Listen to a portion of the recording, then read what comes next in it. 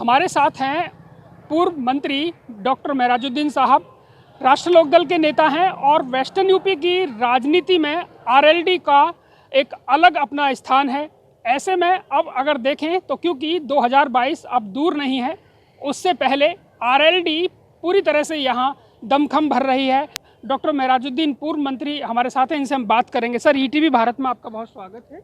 धन्यवाद, बहुत बहुत शुक्रिया। सर, हम आपसे समझना चाहेंगे वेस्टर्न यूपी की जो राजनीति है, यहाँ से जब जो चिंगारी निकलती है उसका असर काफ़ी दूर तक देखा जाता है, हर बार ये होता है।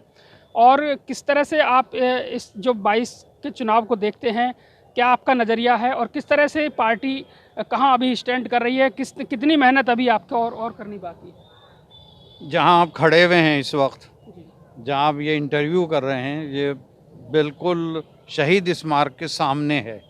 1857 में जो आज़ादी की लड़ाई यहाँ से शुरू हुई थी, वो अब फिर शुरू होने जा रही है। हमें अफसोस है कि पंजाब हमारे बराबर में है, वो तो 360 दाम दे रहा है, आप 250 पे रुके हुए हैं।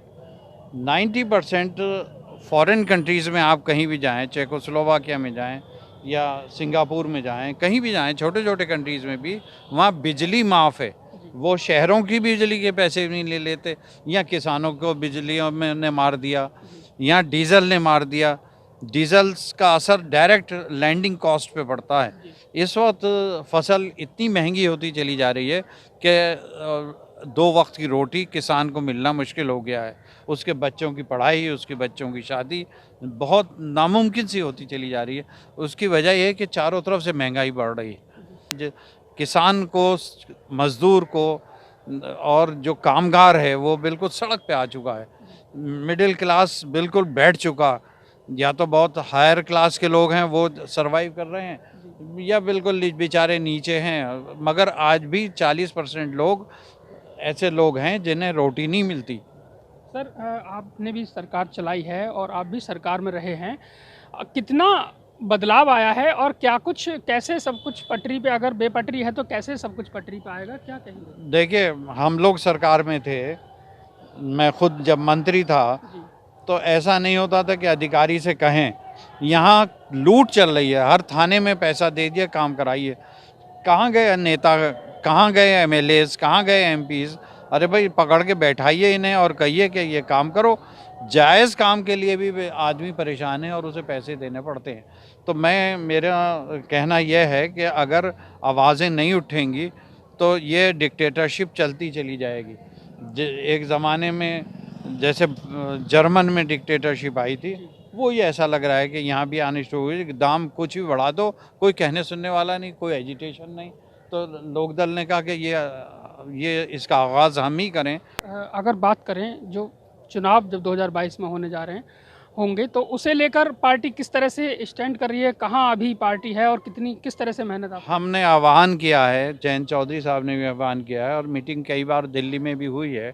हम ये कहते हैं कि जो सेकुलर लोग हैं, जो किसानों के पक्षधर हैं, वो आइए, हमारी छतरी के नीचे आइए और हम खुला ऑफ़र देते हैं, आइए। हम भले ही हमारे वर्कर्स को नुकसान हो जाए, हम आपको सर आँखों पर रखेंगे, आप हमारे साथ आइए।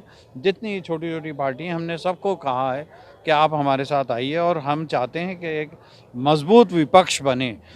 डेमोक्रेसी में जब तक विपक्ष मजबूत नहीं होता, सरकार तानाशाह हो जाती है। ये एक फार्मूला है। तो क्या मान के चल रहे हैं कि समाजवादी पार्टी साथ रहेगी और भी किसी दल के साथ अभी वैसे हम कोशिश में हैं कि, और अभी ये नाम नहीं ले सकते, मगर कांटेक्ट भी है और आ रहे हैं लोग आ रहे हैं। और ये जितना बड़ी वो बनेगी, वैसे पब्लिक जो है वो बिल्कुल ये चाहती है। किसान देहात में आप देखिए जो एमएलएस, बीजेपी के एमएलएस के साथ हो रहा है, रोज़ाना आप सुन रहे होंगे कि कभी किसी गांव से निकाल दिया, कभी किसी पे हमला कर दिया। वो हम कोई नहीं करा रहा, वो अपने आप बोल रही है पब्लिक। सर, एक आखिरी सवाल जी, महापंचायत होनी है मुजफ्फरनगर में, अपासी में, तो आरएलडी किस तरह से समर्थन कर रही है और क्या आपकी मतलब पार्टी कहाँ पर है उसे लेकर? एक दौर आया था जब चौधरी अजीत सिंह जी हयात थे, तो उन्होंने इन्हें उठाने का प्रोग्राम बना दिया था गवर्नमेंट ने, और फोर्स पहुंच गया था और चारों तरफ से फोर्स लग गया था। तो चौधरी अजीत सिंह साहब को जब पता लगा तो उन्होंने रात में 12-1 बजे 2 बजे चारों तरफ फ़ोन करके किसानों को बुलाया फ़ौरन, और आसपास के गांव थे वो चढ़ा दिए, तो ये रुक गए। वरना उसी दिन रात में ये इनका प्रोग्राम था कि ये सरकार उठा रही थी। तो अब ये फिर ये कोशिश कर रहे हैं, मगर हमारा पूरा समर्थन धरने पर है। उसमें यह है कि वो नॉन पॉलिटिकल है, पॉलिटिकल आदमी पार्टियों को नहीं बुला रहे हैं वो, मगर